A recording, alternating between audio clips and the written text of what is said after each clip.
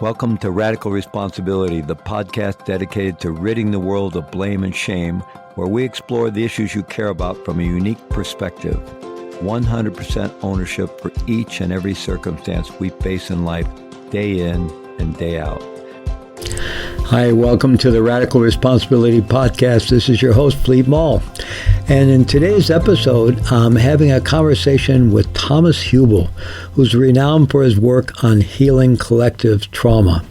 He's a contemporary spiritual teacher who has done extensive work all over Europe and the Middle East, looking at how to really heal the collective wounds and trauma that go back centuries, but are certainly very present even from the last century with 2 world wars and so forth, and how it keeps resurfacing. And he talks about the importance of doing this collective healing work. It is obviously very important to do our individual healing work, but if we only do it at the individual level, it can be limited because we can still be in this cycle of re-traumatization because we're social beings and we live in collective structures. So this is a fascinating interview with one of the really important spiritual teachers and leading authorities on healing trauma in the world today, Thomas Hübl. Give it a listen. I'm very happy to be here today with my friend and colleague, Thomas Hübl. How are you, Thomas? I'm good, Fleet. Thank you for having me again. It's always great to have you here, and just appreciate your work so much. And I've been looking forward to this conversation, especially in light of everything that's going on in the world right now. So I'm going to share a bit of your bio for those who may not be completely familiar with you, and then we'll jump right into the conversation, okay? Thomas Hübl is a renowned teacher, author, and international facilitator whose lifelong work integrates the core insights of the great wisdom traditions and mysticism and the discoveries of science. The origin of his work and more than 2 decades of study and practice on healing collective trauma is detailed in his book, Healing Collective Trauma, A Process for Integrating Our Intergenerational and Cultural Wounds, which came out 2 years ago. Opening dialogue around some of the most painful atrocities and collective traumas our world has experienced is at the heart of Hübl's work. He began offering retreats in Austria and Germany in the early 2000s. Participants began to voice their deeply held intergenerational wounds stemming from the Second World War. As these programs evolved, Hübl developed a methodology called the Collective Trauma Integration Process. He has led large-scale events that have brought together thousands of Germans and Israelis to acknowledge, face, and heal the cultural shadow left by the Holocaust. In the last decade, his events have also focused on processing the collective traumas of racism, oppression, colonialism, genocides, and the complexities of those regions or groups which experience multiple historic current challenges. These events have been held in the U.S., Israel, Germany, Spain, and Argentina. His nonprofit, The Pocket Project, works to support the healing of collective trauma throughout the world. Since 2019, Thomas has hosted an annual summit on collective trauma, which has brought together more than 100 speakers and 108,000 participants from more than 100 countries. Thomas has also been actively developing academic programs that explore new frontiers in research and discoveries in the interdisciplinary fields he has coined inner science. And to this end, his educational organization, The Alchemy of Inner Science, founded in 2008, launched a master's and doctoral studies program in cooperation with universities in Europe and the U.S. in 2020. Thomas Hübl received an honorary doctorate from Ubiquity University in California for his pioneering work in the field of trauma. And he lives in Tel Aviv in Germany with his wife, the Israeli artist Yehudit Sasportas. Is that even close to pronouncing it right? That's perfect. Oh, that was good. Okay, thank you. I got lucky. Well, good. All right. Well, again, welcome, Thomas. It's so great to have you here, and I just your work is so compelling, and just really appreciative of it. So let's jump into the conversation. So, the overarching inquiry for this Global Resilience Summit is really how can we cultivate, deepen, sustain the individual, collective, and even systemic resilience we need to really address the incredibly daunting challenges facing humanity today, from the climate crisis that we're already in, and which is really presents an existential threat to humanity within this or the next generation, and increasing instability, divisiveness, polarization around the world. So many daunting problems. The global pandemic, which maybe we're starting to emerge from. I think we all feel pretty hopeful right now, but it has been quite a journey for all of us. And so, obviously resilience, our ability to respond in healthy ways and take good care of ourselves and take care of each other and be in that responsive relational mode rather than getting triggered back into purely fear and survival-based reactivity seems key to our ability to address these problems. And today on day 3 of the summit, we're focused on cultivating and deepening community and societal resilience and really building a culture of resilience grounded in shared human values. And so I'm wondering what resilience means to you from your experience in your work and how we might begin to apply it collectively, because that's really at the heart of your work, healing collective trauma. And then I would assume the positive side of that is building collective resilience. Beautiful. Yes. So you said already many things yourself that I also want to come back to. So one thing is, I think resilience is my capacity to stay related to challenges. Mm-hmm. And when I stay related to a challenge, I'm able to respond. Where I'm traumatized, I can't stay related because I'm already, trauma says it's a disrelated place in myself, or it's a disrelated place in our culture. And so when new challenges hit trauma, there's reactivity, or there's numbness, there's distance, there's lack of care, there is non-emergence. But if a challenge meets my open and resilient self, what does it mean, resilient? Resilient means also integrated history. Because I believe that history is not behind us. Integrated history speaks right now and listens, or spoke through you before, and I listen. So all your ancestry and all my ancestry, that all the integrated parts of life, they are presence. That is presence.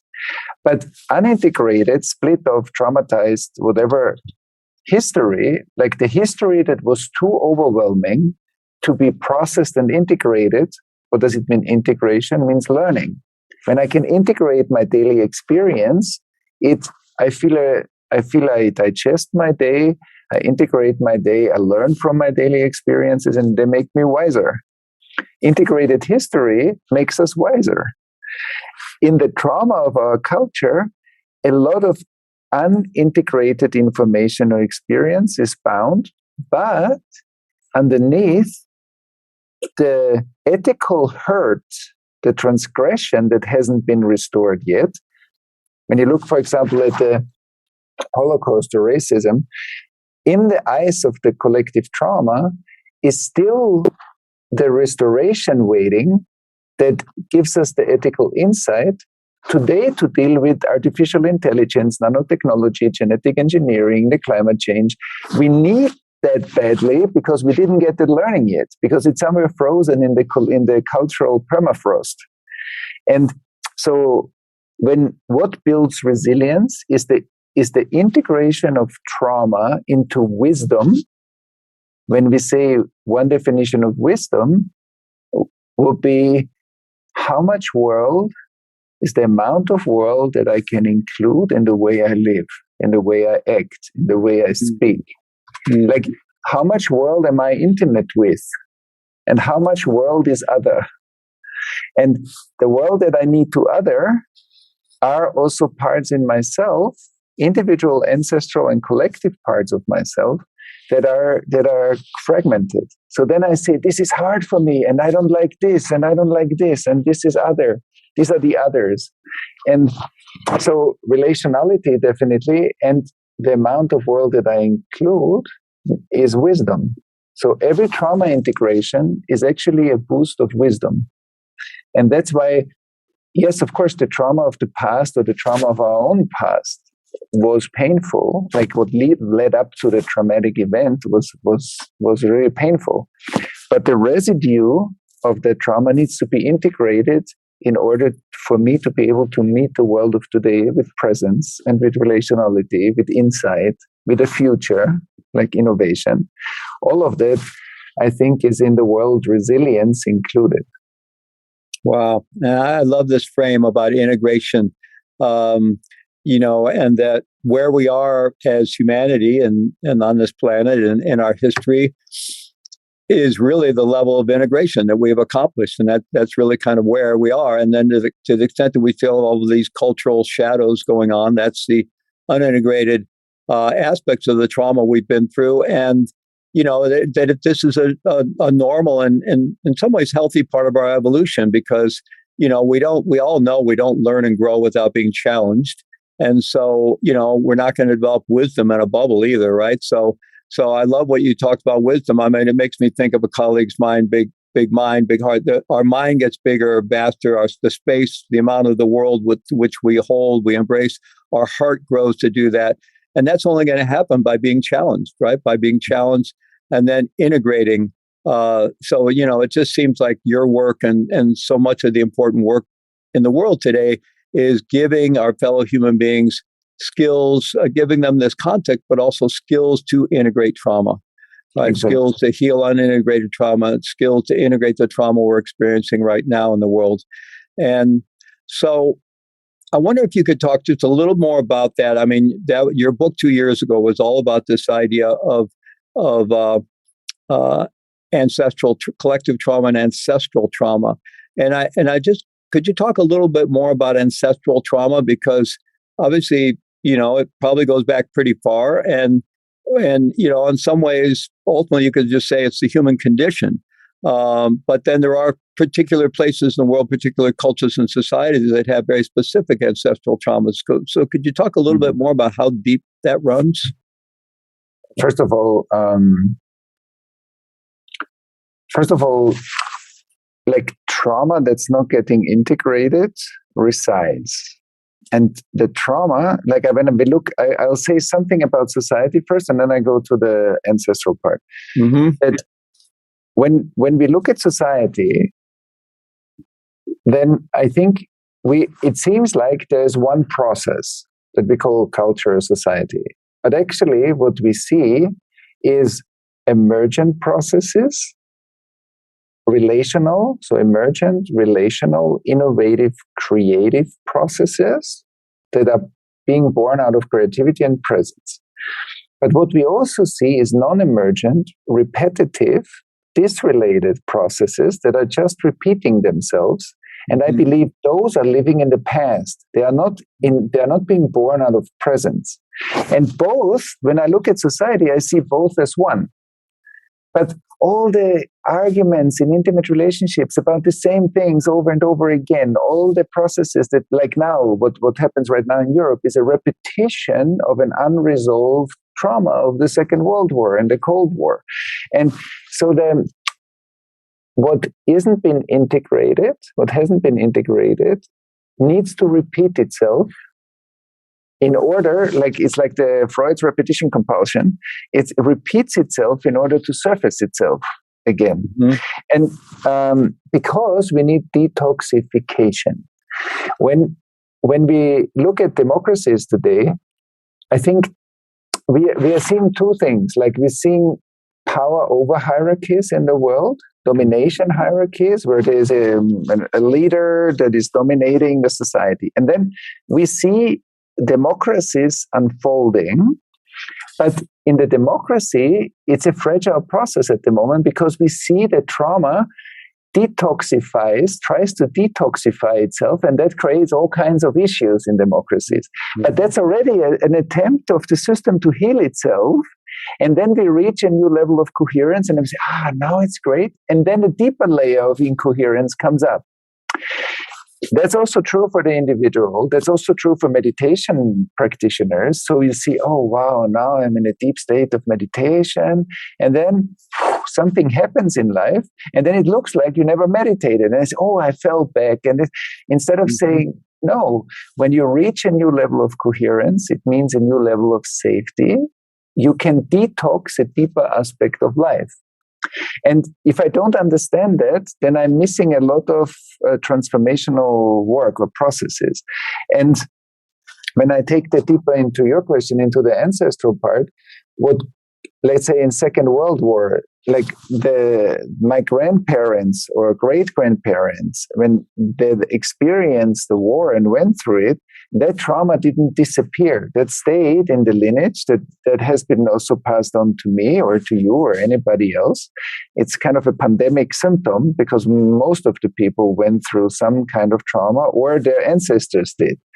And so we are working with or like in the summits, and so there's a professor from Zurich University, Isabel Manzoui, and you can see in her mice studies that the sperm cells of traumatized mice pass on certain epigenetic changes, and 5 or 6 generations of mice have the same trauma symptoms without the trauma.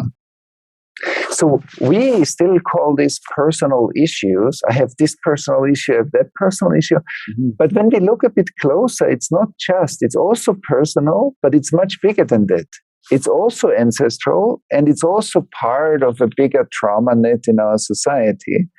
And that's why in the integration work, we developed this, what I call IAC fluidity. It means individual, ancestral, collective liquefaction. So to melt the frozen part of life in myself, in my ancestry, in my portion of the collective as a citizen that grew up in Austria, in the US, or in China, or in Argentina, wherever, and liquefy the portion that lives in my nervous system, in my body, and create a responsibility, the ability to respond to my ancestors' lives.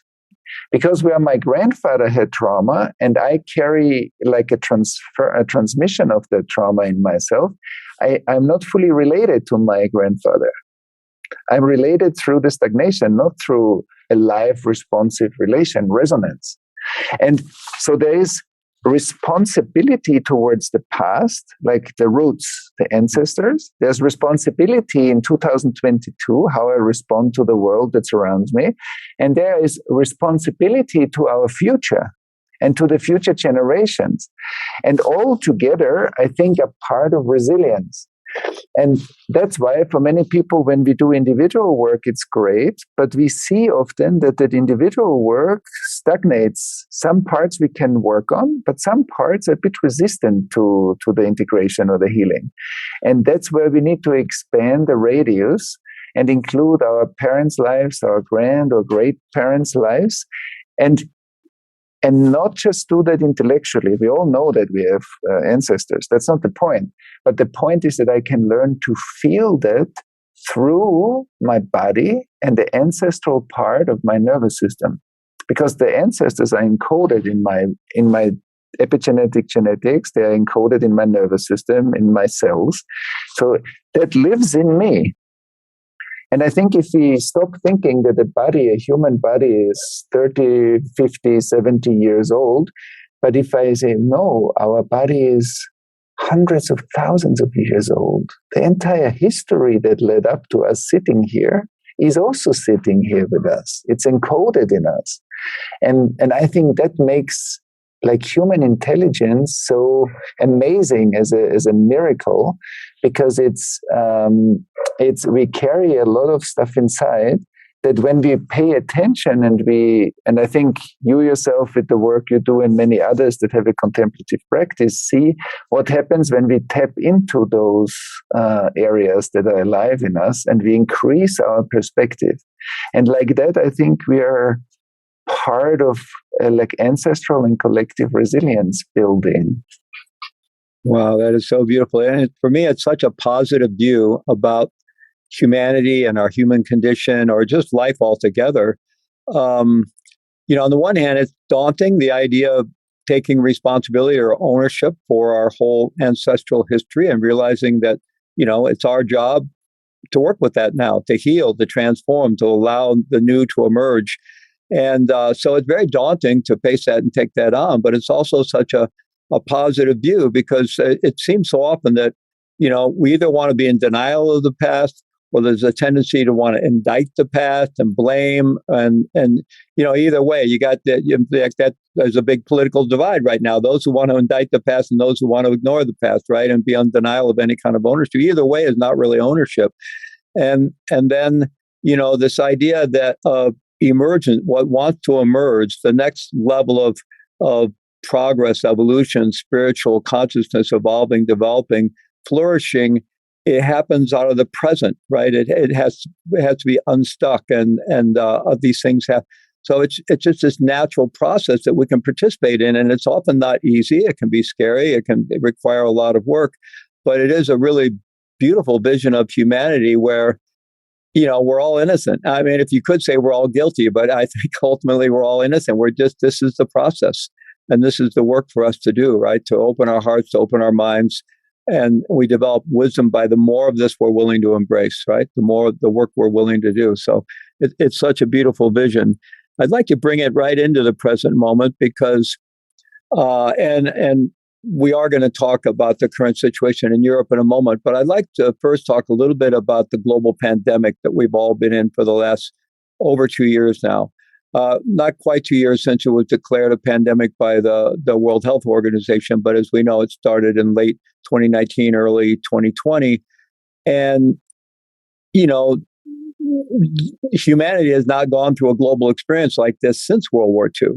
And even World War II probably didn't as universally impact everybody as this has. And there's been so much death and so much loss and so much fear. And, for most of us, to one degree or another, our threat systems have been on high alert for 2 years. We've been kind of living that way. The experience, I remember the first time going into a supermarket and, being reluctant to go down an aisle, actually seeing my fellow human beings rather than as neighbors I might say hi to, they're like the enemy.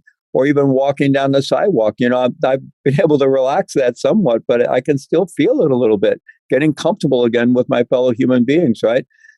So what's your sense of the collective trauma impact of that we've gone through and the work to deal with that now so it doesn't get buried into being, part of that unintegrated shadow? But regardless of what we do, how likely, this is going to, I would think the impact of this is going to be around for a while, that our work of healing this and not turning it into shadow is going to be around for a while.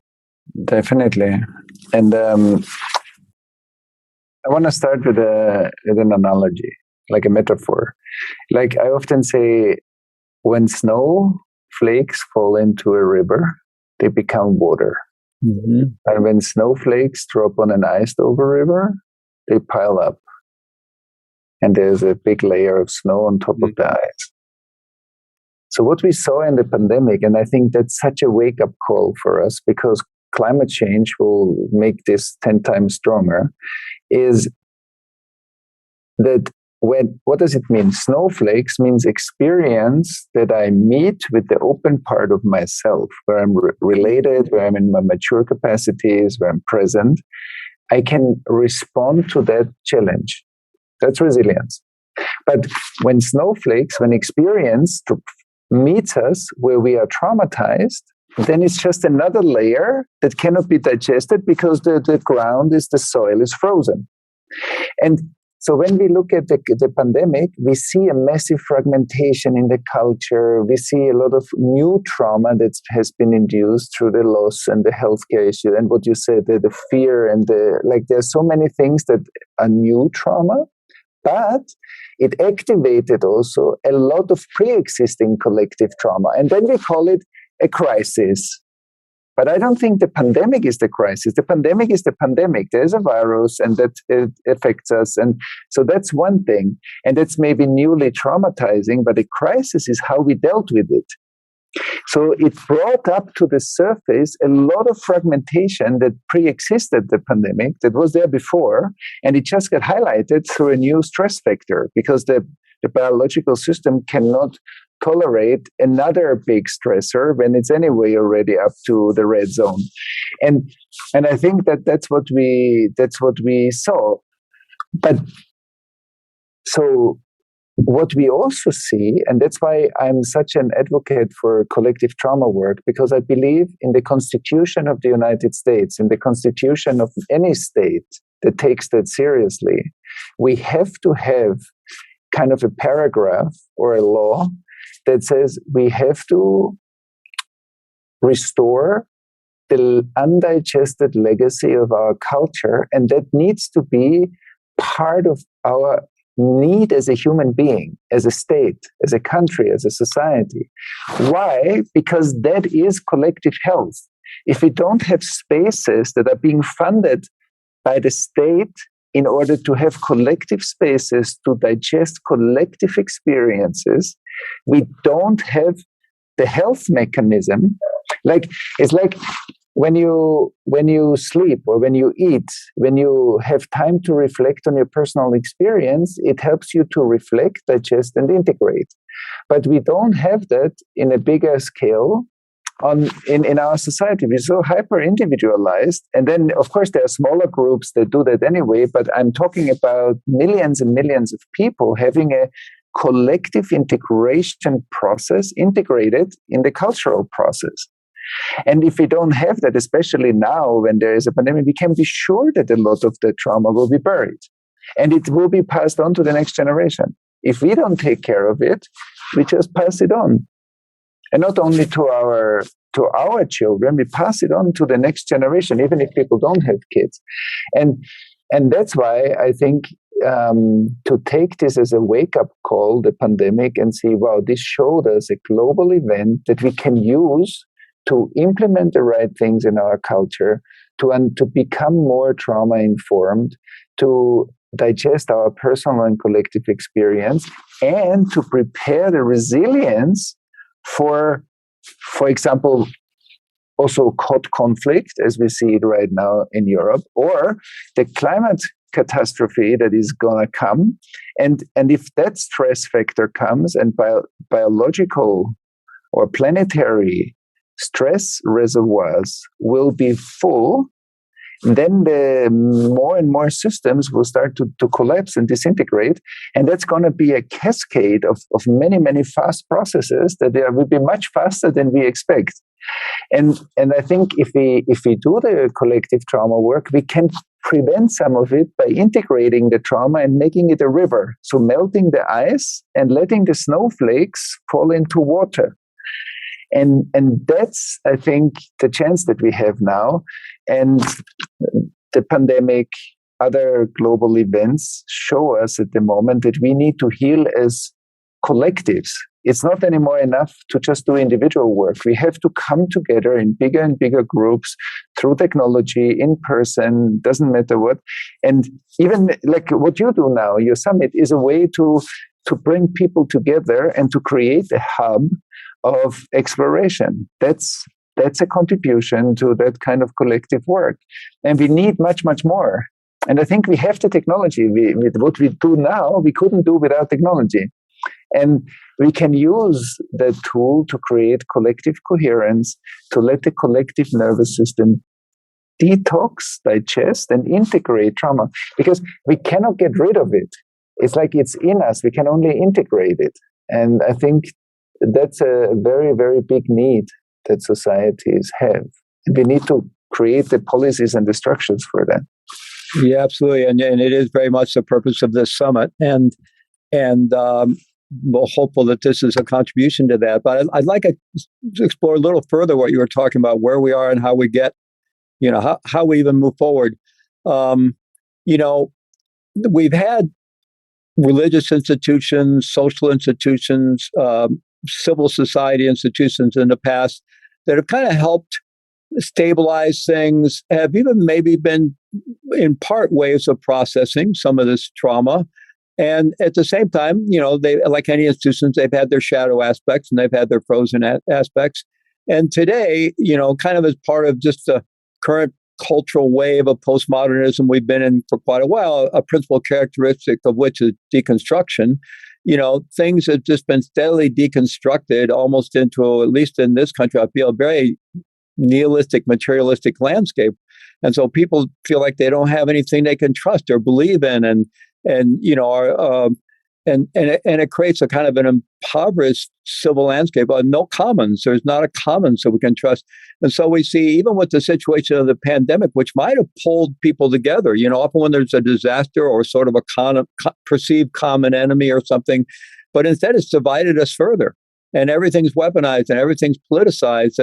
And so, now maybe it's good that all these institutions of the past, that idea of liquefaction, maybe it's good they're dissolving to allow something new to emerge. But on the other hand, sometimes it feels like the baby is being thrown out with the bathwater, like the collective wisdom of humanity is being disregarded and ejected in this kind of very materialistic, nihilistic, postmodernist landscape. So I'm wondering how do we get through this and reignite some desire to find some shared commons and place for dialogue and to do the kind of work you're talking about. Yeah. When I talk about liquefaction, I'm not talking about deconstructing those structures. I'm talking about liquefying the trauma agreements in our cultures. And that feels maybe at the beginning like something's melting. But you're right. If you take out more and more structures that cared for like collective spaces in which we come together, and they break away evolutionary wise, or because they don't fit, or they have their own shadows. So that makes it even more important that we create new ones, because it's only upon us. Nobody will create it for us. Like we have to do it. The people that feel called to do it need to do it. We need to put work into this. We need to develop new things that fit like our current modern life. And we need to invest much more into a new level of community building, and that we recognize that there's a need, that the culture has a need to digest its own process.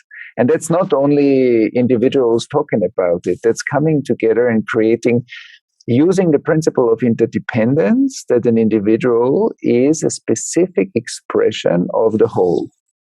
They are not separate. That's one interdependent unit. So I am life and you are life. You're not separate from life. We are individuated. That's why we can have this. And you have your intelligence. I have my intelligence. Everybody who listens has their intelligence. And we can digest that in different world spaces, interior world spaces, and resonate with each other, not resonate with each other. But we are not separate from life. But trauma creates that experience of separation in individuals, in cultural groups, in ethnic groups, in different socioeconomic groups, between states. And I think that's where the distancing comes in. And the other thing is, because in order to create resilience, there is something important about the focus. And that's, I think, important for everybody who facilitates any kind of processes in the world, or with clients, or with organizations. Because the focus of my awareness usually goes either to where there is flow. Flow feels like yummy. It feels like lovely. It feels like healthy life. It feels like flow is it's well-being. It's joy. It's creative. So our energy goes either there. Why? Because it's attractive. It's attractivity and different levels of living. And then another part where my attention goes is hyperactivation. When something is exaggerated, then the energy goes there. But where my energy doesn't go by nature is the part that is absent. Absence is not attractive, because by its definition, it evades our perception. It's the unconscious, it's the collective unconscious. So my attention doesn't go there. It doesn't even know where to go, because I can't feel it. And in the culture, we have huge patches of absence. And there is, in the hyperactivation, there's the pain that screams. But the deeper pain in the culture is the one that is mute. It doesn't speak, it doesn't scream, and it doesn't attract cameras. And I think for people that grow a certain level of awareness, the pain that is mute, and I might have mute parts in myself, I might have mute parts in my family, in my closer community, and in culture. But the highest escalated pain is frozen. The people that are the most hurt are the ones that don't talk. And so I believe for everybody who develops a higher awareness, a higher consciousness, to be able to, be aware of these processes, we also have the responsibility to find, through absence, the pain that doesn't scream. And I think that holds most of the energy in our culture, in our cultural fabric, is found in the mute pain. And so when we because that's at the basis of a lot of social issues that we can't solve, and then we try to fix them on the level of the symptoms that arise without going deep to the root that creates that fragmentation, that othering, that right versus left, that me versus them, and that all this has a deeper root. And I think so for building cultural resilience, we have to develop the capacity to respond to the pain that has no voice. They cannot ask for help. Because when it's frozen, when you see people that are really shocked, they are quiet. So I worked, while I studied, I worked as a paramedic, as a volunteer for the Red Cross for 9 years, and I trained paramedics, and for us, it was very clear that as a paramedic, when you come to a place where there are a lot of injured people, you always go first to the ones that don't make any sounds or that don't scream. But in a way, that's interesting as a paramedic because of injuries, but that's also true on a more psychological level, because the highest escalated stress or trauma pain is cut off. It's silent. And that needs skill. And I think we need to create that skill. And we need the collective community building, like building healing communities with positive relational capacity building. And because positive relational skills are create positive relational experiences is exactly what's the remedy for trauma. And of course, a higher level of skill for complex trauma.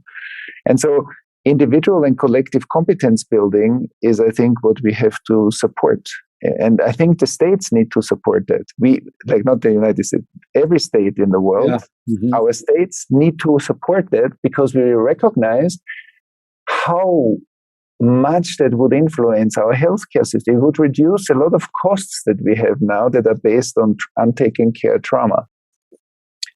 Yeah, absolutely. And, I loved your point that it's really up to us, because, we have had religious, cultural, civic institutions that have held us for many generations. And, they've had their shadow sides and all that developed, but still have really had a huge benefit. Maybe we grew a bit dependent on that. And now as these things, for various reasons, are deconstructing or dissolving, and it really is up to us. Those were all created by somebody a long time ago, right? Those were created by individuals who stepped up and created them. So now it's our turn, and we have to do that individually and collectively. And to the extent that we need to get our governments involved, it's going to be up to us to get their attention and get the buy-in to do that. I think that's just such an important call to action, and it's really at the heart of what this summit is all about. I would like to take some time today to explore what's going on in Europe right now. I think it's on all of our minds and hearts. I think a lot of us feel for the Ukrainian people. It at least appears in the immediate circumstances that this was an unprovoked aggression by Vladimir Putin and his armed forces, and it is an invasion.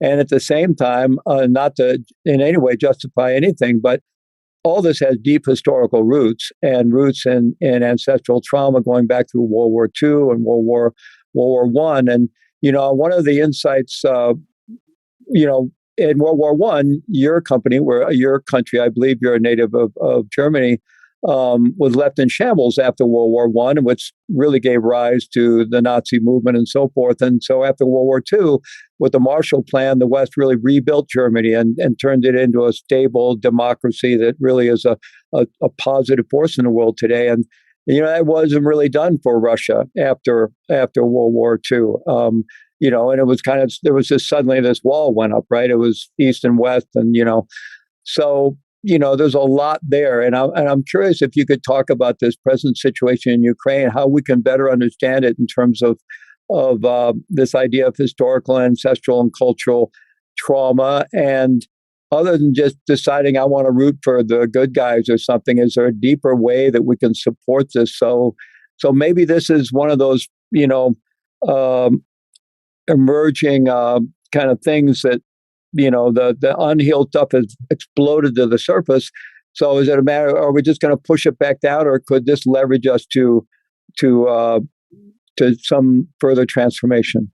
Right. Yeah, definitely. It's very important. Like, first of all, I think that it shows that untaken care trauma is bound to repeat itself. And we saw this throughout human history. We see this over and over and over again. So even if it takes decades, but there is this kind of repetition compulsion. And that shows us, like the pandemic we discussed before, like how important it is to have spaces, especially when there are such large-scale traumatization like the Second World War and the millions and millions of people that died in Russia, in Germany, in everywhere, in Europe, and the Holocaust as a genocide. These are deep, deep wounds. And of course, Germany did, on the one hand, a great job to open it up and really make it a topic and keep it out in the open so that the wound is open and that there is a conversation being supported. And at the same time, that conversation only could go so far. So we need to take that deeper into the deep emotional and physical ingrained dimension and ancestral dimension of trauma. Because now many next generation folks are the population of the countries that went through World War II or living here in Israel. And so that's one thing. So it shows us the importance of doing that work. Now, of course, when there is such a hot trauma happening right now, like a war, we need to work in parallel. We need to take care of the physical needs. We need to take care of refugees. We need to do whatever we can do in order to support life to be saved or to be supported in that existential need. But at the same time, it's not an either or. At the same time, we need to keep on what I often call take out the shares that every one of us has and holds of the collective unconscious, which means that when that crisis scares me, the fear that comes up in me is part of the invasion. And that's what I think many people don't unsee it that way. That, I'm scared when I see this. Yeah, but the trauma layer that gets triggered in millions of people in, for example, Europe now, is inherently connected to what created over many years, like a situation of fragmentation, numbing, othering, political dynamics. These are all processes that are part of the trauma dynamic. And so there is a way how to immediately support or take care of the situation, but this doesn't mean that we give up in this moment to do the inner work as much as we can and with as much precision as we can. So that's one thing. The other thing is that we are working a lot on applying the collective trauma knowledge to, for example, the East-West separation. Since we worked a lot on the East-West separation in Germany, but it's the same for Europe. But in Germany, it's very strong because it's in one country. So when the Berlin Wall came down, it was like the East has somehow been integrated into the West. But that's not an integration. Because what happened is, it was a kind of suddenly there was West. And I believe that that's a mistake. That, of course, that it happened was good, but the way the integration has been facilitated was missing out on something. And I had, in one of my groups, there was once a situation where there was a deep process with somebody that lived in the former East. And then I said to her, because I need to learn from you about the life in the East. And you need to learn from me about somebody that grew up in Vienna and lived in the West. I don't have your experience and you don't have mine. It's not that one of us has a better experience. We both have an experience, and if we are humble enough to learn from each other, energy can flow between us, and we start to build a Germany or a Europe that is an integration version of the two former. But you cannot integrate the former East into the former West. That I think it doesn't work. And it will leave societal symptoms, fractures. And you see the fractures in Spain, Barcelona, Madrid, and you see it in many places where that integration work didn't happen properly, so that the integrated Germany or Europe is one that we don't know yet, that we both need to be humble and not know what that is in order to let it emerge through us. And I think that work, we are also working now on a proposal to do this on a larger scale for entire Europe. The former Eastern countries and the former Western countries are becoming integrated. And one participant in one of my groups said a sentence that I found very interesting. She said, us living in the former East, we were always fascinated by the West. We were always looking at the West. And the West was always looking at itself. And I thought that was a very strong sentence. And I think that because otherwise we keep like a fracture in the society that will come up through external pressures, like, for example, the pandemic. It will lead to a societal fragmentation. And I think we need to do this more in the world, how we create spaces where real interest, real curiosity, listening spaces, facilitated spaces will help us to learn from each other all around the world. We have those former conflict areas, former areas of division that haven't been yet fully knitted together as a new potential space. And I think that's what we need in Europe very strongly in order, and then also, that we also understand the deep trauma that happened also just through Germany and Russia in the world war, like deep trauma that is still sitting deeply in Europe. It's heartbreaking when we feel into this, and the new trauma that is being created now is deeply heartbreaking. So I think that there's a lot to do, and I think we are just starting to do that kind of work on a larger scale in order to create new potential spaces that we don't have to repeat the past. Mm-hmm.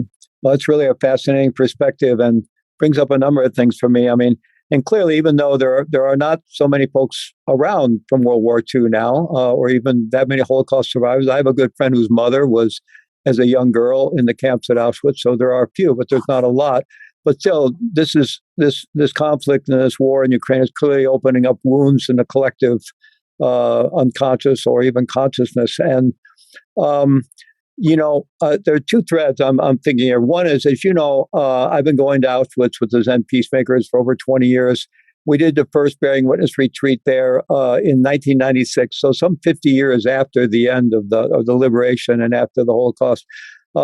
We started a Bearing Witness retreat in Rwanda in 2009, I believe, was the first one. Again, quite a while after the genocide of 1994, I believe. And so I'm wondering, and not say that we were the only ones doing this kind of work, but maybe we need to come in more quickly. Now, I do have colleagues that brought a Bearing Witness retreat to Bosnia, closer to the end of that conflict. And so it's maybe the technologies that we have around Bearing Witness and other ways of healing need to be, immediately there. So that's one piece. I have a question about that. And the other, though, what you brought up about that East-West divide. And, it's so easy for us to fall, especially as Americans, to get into the winners and losers and, begin to think about, we're conditioned to think of everything in terms of a football game or something, right? And, we'll see Russia as the enemy and, be cheering for the Ukrainians. They seem to be fighting for liberty. And it seems like that East-West divide has often been defined in, it was capitalism versus socialism. It was collectivism versus individualism. And those things can get polarized so quickly. But maybe there is, on a human level, I mean, even around the time of where the Soviet Union began to fall apart, there was a citizen diplomacy going on from the U.S. and other countries of connecting citizen to citizen and sharing culture and breaking bread. And, when I think about the East, if the West would turn and look towards the East has really strong traditions of mysticism, for example. I don't just mean in India, but I mean within the Orthodox Christianity and even Tibetan Buddhism and Mongolia and parts of the Soviet Union. There's a mysticism in the East that has been not as present in the West. And so, maybe it's a cultural interest that has to, rather than saying we're going to battle it out and argue where's the balance between individual and collectivism, or, it seems like capitalism is kind of dominant both sides at this point, totalitarian on the one side, so-called democracy on the other side. So maybe it's a more human to human level of what you're talking about. We have to connect as human beings and share culture, and instead of just getting into these hot flash paradigmatic kind of issues. Yeah. I think that's exactly like how we, of course, there are things that need to be solved on governmental levels, but I think every one of us has agency, and it can be small things. I don't need to think of what's the big thing that I can do, and then I'm so paralyzed because I don't know how to do it, and then I don't do anything. Like whatever is the possible next step, and some of us have developed capacities or networks that we can do more, and some of us do smaller things, but we all engage. And I think like that, we create a collective immune response to such a situation, because we are the collective immune system. The whole world needs to get up in a moment like that. Everybody needs to get up and say, we are the immune system that is around this conflict, and we don't let ourselves be polarized, but we see how we can bring value and added value to the situation. And I think that's challenging, because first of all, it will bring up stuff in me, and when I am getting scared, I'm becoming reactive, and so I need to take care of my own reactivity first, and then see what's my agency, my real response to the situation. What can I do to create collective coherence? What can we do together? And then just a friend of mine, I heard today, they said they have a platform in Berlin, and they created 50,000 homes they already have together for refugees to give a shelter to 50,000 people. And they pulled off that project in 2 days. And so, like, it doesn't matter if it's big or small. Everybody can do something to be part of that immune response.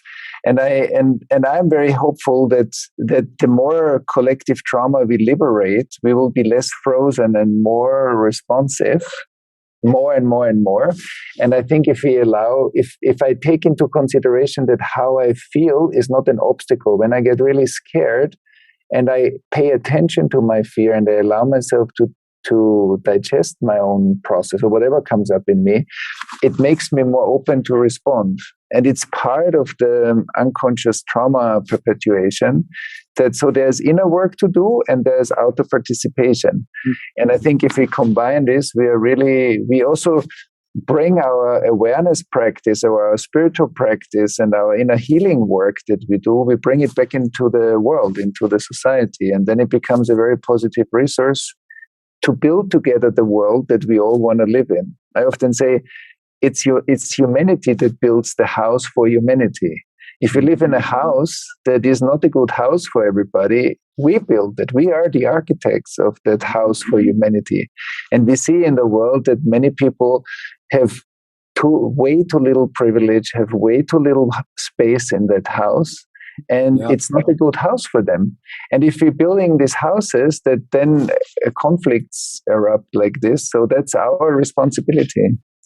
And I think it's important to keep in mind that there's going to be many traumatized Russian soldiers as a result of this conflict, and we have to be equally concerned for them.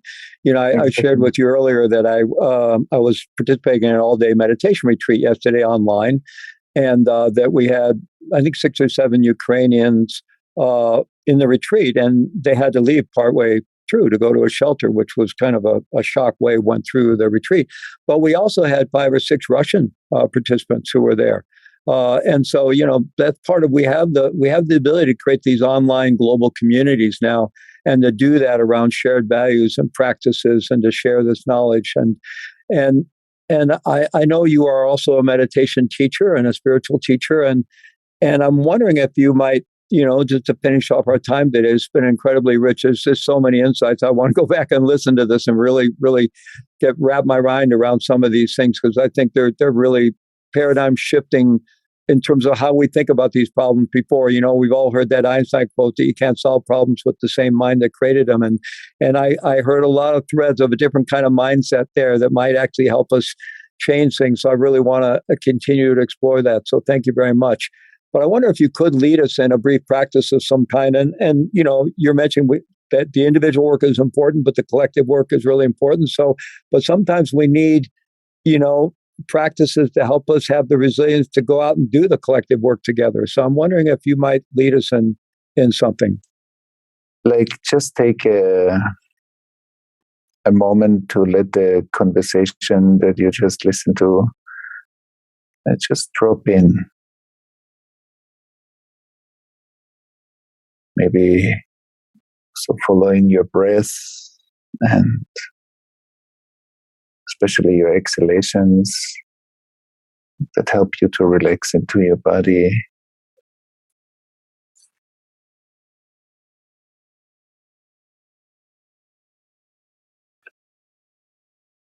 And also to see how the entire conversation about trauma, collective resilience just resonates within you. What's your physical response?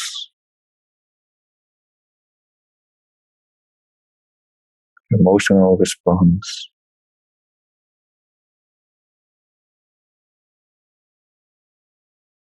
Your cognitive, mental response?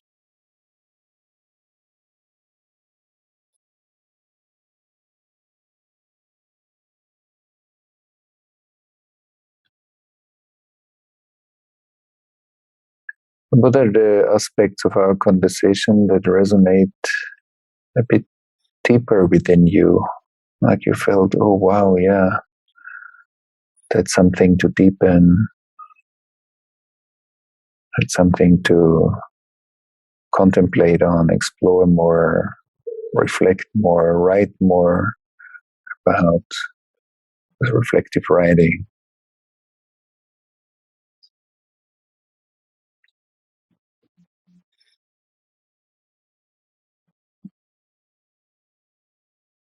To how you can become a focal point of awareness within a relational, emergent, creative processes of your culture.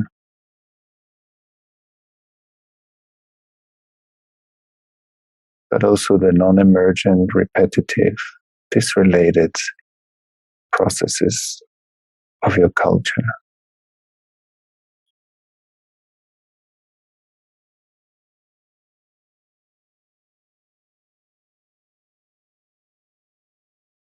Notice yourself. What are the aspects of the culture that surrounds you that you feel connected to, that are easy flowing?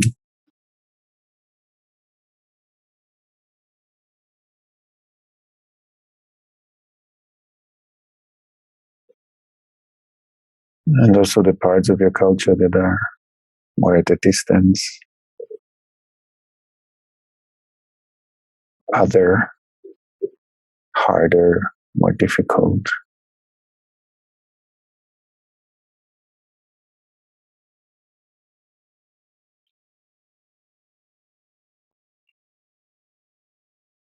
And that's our work.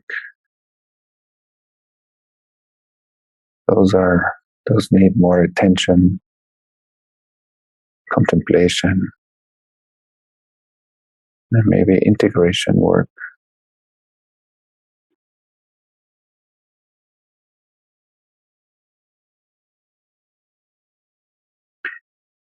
And the same is also true for your relation to the conflict between Russia and Ukraine. What's your relation to the conflict, to the situation?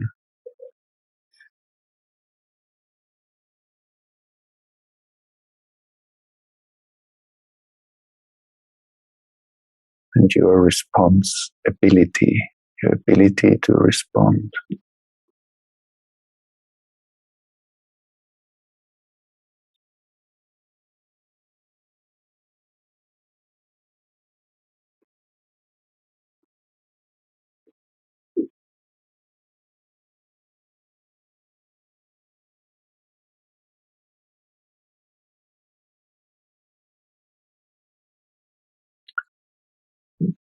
And then to take a couple of deeper breaths and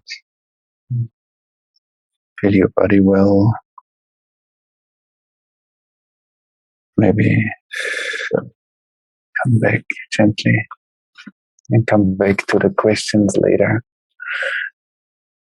Yeah, Fleet, thank you so much. I'm very grateful for our conversation. It was very deep. I would love to continue it. We were very, very much synchronized in the conversation. So thank you for having me here. Yeah, thank you, Thomas. I always feel like I'm a different person on the other side of our conversations, and that feels really good. And I would love to find some way to kind of maybe keep our dialogue going on offline and find some other ways to have our work intersect. So let's find a way to do that. Me too. Thank you so much. All right, you be well. Thank you. Thank you. Bye-bye. Bye-bye.